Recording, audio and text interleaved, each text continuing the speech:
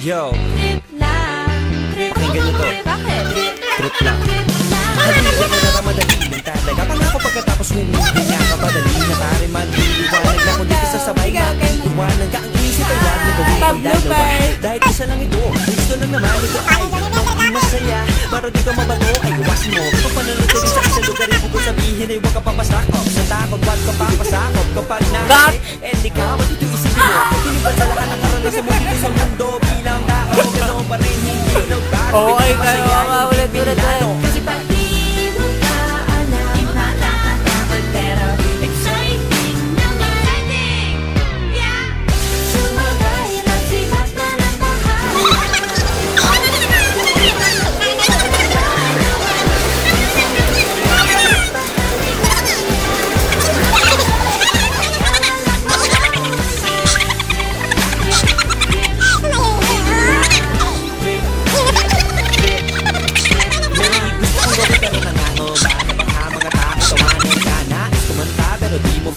Limang piso lang